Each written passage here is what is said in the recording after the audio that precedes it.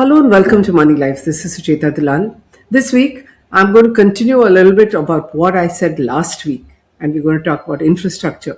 But we will talk about ghost infrastructure. Yeah, India is full of ghosts, and we're going to talk about ghost infrastructure that we build with real money, brick and mortar, and we just don't use. So last week, this video blog talked about falling bridges, especially in Bihar, and crumbling infrastructure. Almost immediately after that, I read this article in the Times of India, which talked about something even more surreal and a great example of wasteful planning. This is a ghost railway station. In fact, those of you who read Harry Potter, you know that even Hogwarts had just one magic single hidden platform at King's Cross. We have a whole railway station at Nishatpura in Bhopal in Madhya Pradesh. It is completely built at a cost of 6 crore, modern platforms, lighting, seating, foot over bridges, everything but a train. No train has stopped here in 3 years since this whole station was ready. And locals now talk about it being haunted and how it's an eerie monument where silence reigns by day and darkness by night.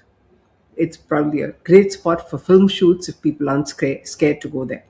As always, when we posted about it, the Times wrote, we tweeted about it, the reaction of the railways was aggressively defensive. So, the division railway manager at Bhopal, everyone has a Twitter account these days, and they posted in reaction to my social media post. And here's my post for you to look at. Their reply was, approval has been received for halting two trains, 12919/20 Malwa Express and 11465/66 Somnath Express at Nishtapur station. Soon. Lot more and soon. That being the key word. Soon. I mean, even today, 3 years, mind you, we're soon going to have two stations. Permission has been granted. It's going to happen. Because we were publicly embarrassed, we have at least made an announcement about two trains. When it happens, wait and watch. Until then, the ghostly station will remain ghostly. The Indian Railways further exposed its lack of planning in the clarification by saying that this station was built as a part of a move to broad gauge conversion. But commercial operations were delayed due to low projected initial traffic and pending safety clearances. So whole station is built and for 3 years pending safety clearances and low projected initial traffic. If you have low projected traffic, why was that 6 crore wasted at all? By the time you're ready with the train, God knows in what condition that infrastructure is going to be. 3 years of lying like this, I'm sure it's not being taken care of. And this is not an isolated anomaly. In fact, over the past decade, money has been poured into ambitious and experimental projects. You, of course, have the positive side, which is your Vande Bharat trains that are being flagged off regularly with great drama and fanfare and videos that are posted on social media. That's a good development part. Everyone's carried away. What about everything else? Doesn't get reported in India, but many other projects have remained stranded long after the ribbon cutting and the fanfare, like this ghostly station. I'm sure someone had inaugurated it, or they're still waiting to inaugurate it, and it's lying there. So, from silent stations, it's not just the railways, mind you, in every area. And that's what this column is about. Empty schools, airports built for the public that come alive only when a Neta wants a chartered flight landing there, or idle power plants, payrolls padded with phantoms, roads and bridges that either do not connect, you remember the Gokhale Bridge, or remain under construction for a decade. They have all been a major drain on resources of a country that can ill afford waste of this level. I'm going to run you through a few documented examples. Let's stick with the railways for the time being. Nishtapura is not an exception. The Indian Railways, we know, are the backbone of India's connectivity.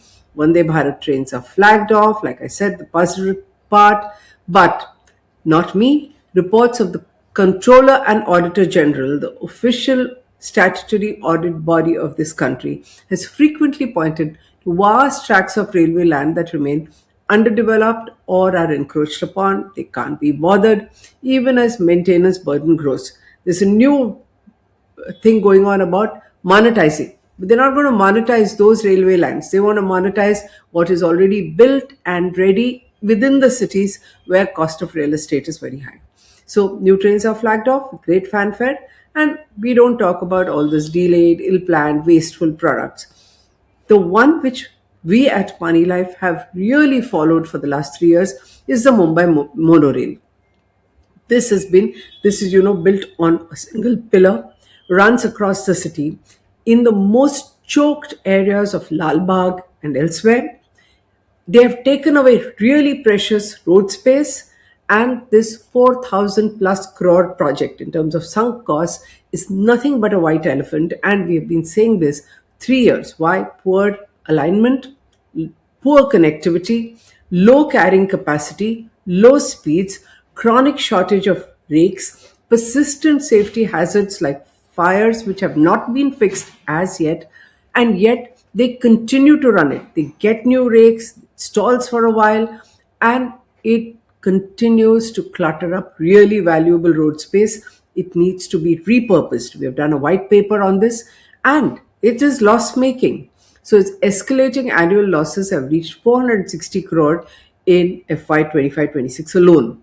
Service is spare, not regular. Ticketing is meager. Hardly any revenues come from that. And the monorail moves less than one tenth of its projected passenger capacity. So there's always some bureaucrat or neta in the government who comes up with a bright idea. It is not checked. It is not discussed. It is announced.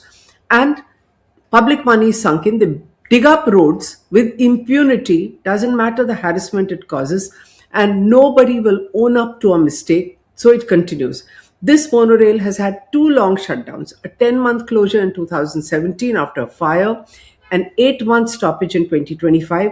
Rakes are not available, so a company which does not build rakes has given them rakes, and it's restarted now for a short while until there's another problem, possibly in this monsoon. Remember, there were problems the last monsoon.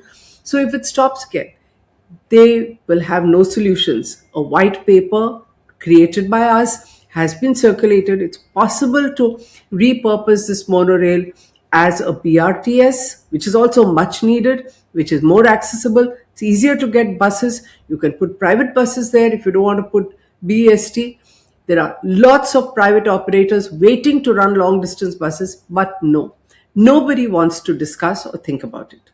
Now let's move to education. In a country with high poverty, poor literacy, and worrying joblessness, you would have read this here and there, but many people today are proud of not reading the papers. Yet, Niti Aayog has given these numbers.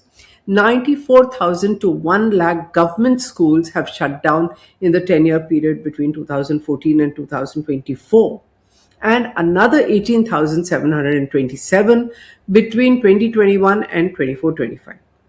Now, they have lost 8.6 million students, government schools, and an equal number have gone to private platforms.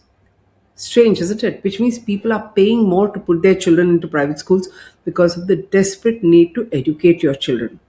And what happens to these government schools? Phantom schools with zero student enrollment continue. There are teachers drawing salaries in empty classrooms because we are not bothered. That's how we are. Who is going to do the homework? They will only do it at the election commission's bidding to deny you your rights, but not all this. In Maharashtra alone, the CAG, in its audit of 2024, which was tabled just this month, July 26, exposed 6 government-aided hostels, ghost facilities again, which means that they exist on paper. They received 1.62 crore over 4 years in spite of being locked, dilapidated, disused. Nobody is there, but money keeps flowing. Records were falsified to show both staff and students. Physical school buildings constructed under the Sarva Shiksha Abhiyan sit abandoned.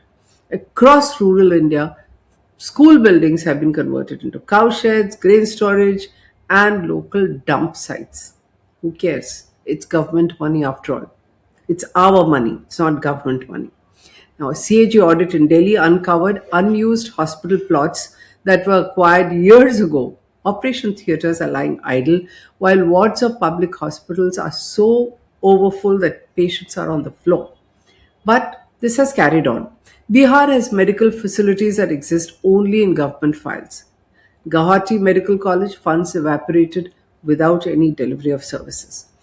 CAG audit of the Pradhan Mantri Swasthya Suraksha Yojana. Again, same recurring tragic pattern. Funds are dispersed, contractors build physical structures, project is marked as 100% complete on central dashboards. Kar diya hai kam. But because it's zero coordination with state health departments, nobody is actually checking on the ground regarding human resources. It's another ghost asset. Indians love ghosts. Airports, yes, cost a lot of money, but they are a vanity for netas. So we announced this great project called UDAN, Ude Desh Ka Aam Nagrik. Let ordinary Indians fly. Catchy slogan, and a subsidy which allowed the government to spend money. So 3 years of subsidized flights went on a rampage of building airports all over. Doesn't matter whether people can afford them or not. And especially after the subsidies, some have no flights at all that have landed. Over 4,000 crore has been spent. Who do these airports benefit? Netas. Because netas everywhere, even when they come from small towns and districts, have the ability to charter flights and helicopters. These days, they don't go on bumpy roads because they can charter flights. So, here what CAG says. CAG on Udan said 52% of the routes that were awarded never started, and only 7% sustained beyond the 3 years when subsidies were offered. 6 out of 7 new airports in Uttar Pradesh, one of our poorest states, but puts more MPs in parliament than any other. So we keep building airports in Uttar Pradesh. So 6 out of 7 airports in Uttar Pradesh launched post 2021 suspended operations. Azamgarh, Aligarh, Muradabad, Chitrakoot, Shravasti, and Kushinagar. Hisar in Haryana was to be an alternate to Delhi, but apart from occasional VIP landings, stray dogs occupy the runways. Several others, including Manan, Sikkim, Pondicherry, and Sindhudurg, were supposed to compete with Goa. Look at what's happening, hardly any flights. All suffer from poor planning, not constructed in time, over optimistic projections, and sometimes even political disinterest. Also, they ignore the local economy. Can people over there afford to fly? Do enough of people have money to make it viable? This is not something we worry about. Now let's look at digital ghosts. Exist only in the digital space. We've had this in the NSC, Himalayan Guru who had an email ID, but apparently it plays through all across government. So there are ghosts lurking in much hyped databases. Instead of ensuring that wages, subsidies, scholarships reach their intended beneficiaries, that was the idea of digital India, these systems have often become conduits for leakage and fraud. In Telangana, they finally began to verify with Aadhaar linked audits. They found 7,000 ghost employees drawing regular salaries with bogus IDs, duplicate accounts, everything. At least there was an audit which shows a cleanup had begun. In Madhya Pradesh, a review found tens of thousands of retired, transferred, deceased employees still listed in official databases. And Madhya Pradesh is famous for the scholarship scams and others. CAG probes have also exposed ghost employees in municipal bodies in Ludhiana and Nagpur, allowing crores of rupees to be siphoned off. Subsidy schemes are another magnet for ghosts. The MG Narega scheme in Karnataka showed ghost workers and fabricated job cards. Almost every case, this collusion happens only because officials are hand in glove with private agencies, and this is a government which is so obsessed with digital dashboards. So they have a dashboard where on the first page of every ministry, they'll tell you what work is complete and they will increase the numbers month after month without checking on the ground but ticking off without verification. So the promise of water in every household is declared successful based on taps and pipes. Whether there is any real water or not is not checked. It's no difference with the Swachha Bharat Abhiyan. Thousands of toilets were built, no sanitation, no water connections, just a waste of funds. Some of them are being used as godowns while people still use the fields. This is more than inefficiency. It's a betrayal of public trust. Decades of investment in infrastructure, railways, power, education, health should have transformed our lives by now instead of waiting for Viksit Bharat by 2047. Instead, we have ghosts proliferating. You are in the middle of demographic shifts, migration, uneven growth, and now threatening to throw you off the books because of the same digital databases. Private providers are filling the gaps where public delivery fails. This only increases inequality. Like in education, you go to private schools because there are no government schools, or you can't go to school.